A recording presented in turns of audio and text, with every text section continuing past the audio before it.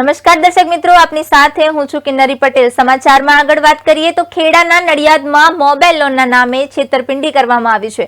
ત્યારે નડિયાદ ટાઉન પોલીસે 2 વ્યક્તિઓ વિરુદ્ધ ફરિયાદ નોંધી છે। 8 વ્યક્તિઓ સાથે લાખો રૂપિયાની છેતરપિંડી કરવામાં આવી છે। ત્યારે લોન ફેરવી મોબાઈલ કે બિલ નહીં આપી છેતરપિંડી કરવામાં આવી છે। ખેડાના નડિયાદમાં મોબાઈલ લોનના નામે છેતરપિંડીની ઘટના સામે આવી છે। નડિયાદ ટાઉન પોલીસે 2 વ્યક્તિઓ વિરુદ્ધ ફરિયાદ નોંધી છે। ત્યારે કુલ 8 લોકોના નામે 6.94 લાખની નોંધ કરવામાં આવી છે। 8 લોકોએ 2.33 લાખ રૂપિયા આપ્યા, જ્યારે 4.61 લાખ રૂપિયા ચોરી કરી છેતરપિંડી કરવામાં આવી છે।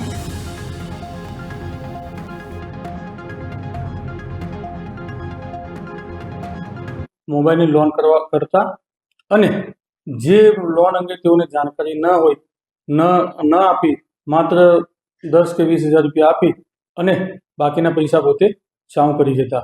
જ્યારે આવા જે ભોગ બનનાર વ્યક્તિઓ છે તેઓએ પોતાની લોન 20,000ની પૂરી કર્યા બાદ પણ તેઓની લોન ચાલુ રહેતા અને તેમના ખાતામાંથી હપ્તો કપાતા તેઓને આ બાબતની જાણ થતાં આશરે 9 જેટલા ફરિયાદીએ આ બાબતે નડિયાદ ટાઉન પોલીસ સ્ટેશનને અરજી આપેલી, જે અરજીની તપાસ કરી અને આખું કૌભાંડ, આખી હકીકત બહાર આવતા આરોપીઓ વિરુદ્ધ છેતરપિંડીની ફરિયાદ તેના પોસ્ટર। મારી જોડે ફ્રોડ થયું છે સાહેબ।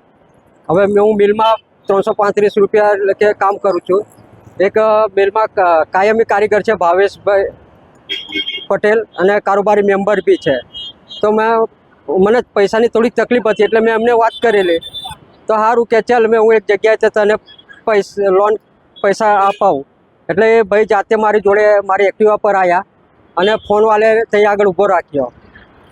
પછી અંદર ગયા, પછી ત્યાં અંદર પ્રણવભાઈ, સમીરભાઈ, એમણે ભાવેશભાઈએ વાત કરી કે ભાઈ આને લોનની જરૂર છે।